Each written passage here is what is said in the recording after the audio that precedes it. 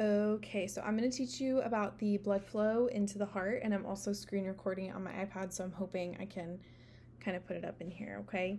So, what let's start off with the blood coming into the heart is already deoxygenated. So, have that in your mindset because it's already been through your body and now it's going back into your heart to get reoxygenated. So, let's start off with that. So, it's going to come in through these two valves right here. So well, they're not valves, but just for sake. So this is your inferior vena cava. And this is your, oh, I already drew my arrow, superior vena cava. And you can remember these because superior on top, inferior on the bottom. Another way you can remember it is the superior is coming from your upper body, so think of like your arms, your head, all of that. Your inferior is coming from like your lower body, probably your torso, legs, feet, all of that. So it's going through all of that. Okay, so it's going to go right through here, right in there. And it's going to go right in here. This is your right atrium. So it's going to go right into your right atrium. Okay, now for it to get from your right atrium to your right ventricle, it has to go through your tricuspid valve, which is this. So one way I remember that this is your tricuspid valve is, so I'm trying to make sure that you guys can see. So it comes through here, comes through your superior vena cava deoxygenated, and this is your inferior vena cava, and it's coming through it deoxygenated as well. Then it's going, so that's step 1, okay? Then it's going through your right atrium, which is step 2. And for this, it goes through your tricuspid valve, it is step 3. That is one way I remember it, is because it is the third step, and it is a tri. Tri means 3. So that's one way you can remember it. So then it goes into your right ventricle.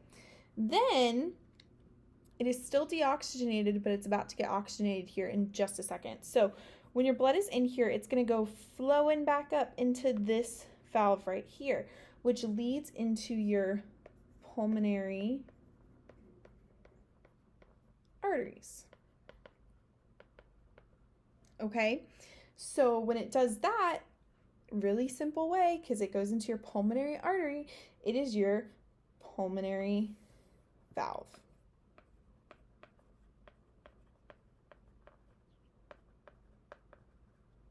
Okay, so when these go into your pulmonary valve, it's going into your lungs. And this is where it's going to start getting oxygenated. So what happens is when it goes into your lungs, and this is really easy for you to think, pulmonary is lungs. Lungs, you get the oxygen you need, so it's going to get rid of the CO2 and regain all that oxygen back onto that red blood cell. Excuse me.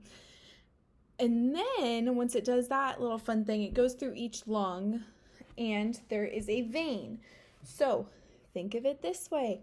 It's going to come right back and go into your pulmonary veins. Okay? And try really hard not to think about this, because this is where I get tripped up. It's so simple, as it is just quite the opposite of your right atrium and the ventricle. It is now your left, I'm going to draw it out here, your left atrium and your left ventricle. Okay, so once it comes through your pulmonary veins, it's going to go through your left atrium, and you're going to say, it needs to get down here and up here. How does it do that? Well, it's going to go through your bicuspid valve, okay? So that's your little valve right here, okay? And remember, this is oxygenated blood now, because now, since it's oxygenated, it needs to get back into our body.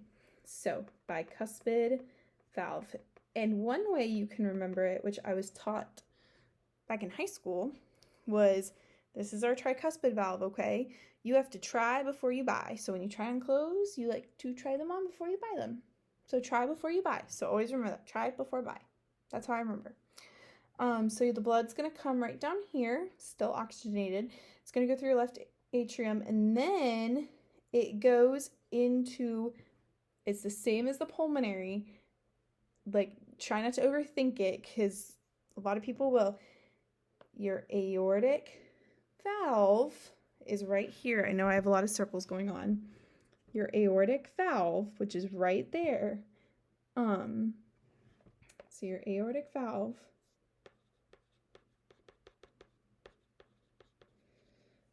and the oxygenated blood travels up your aorta and goes out to your body. And the oxygen gets to go through all your body, and it will lose the oxygen and gain CO2, but then it comes back into your body, and it does the whole process all over again. So that is the blood flow of the heart.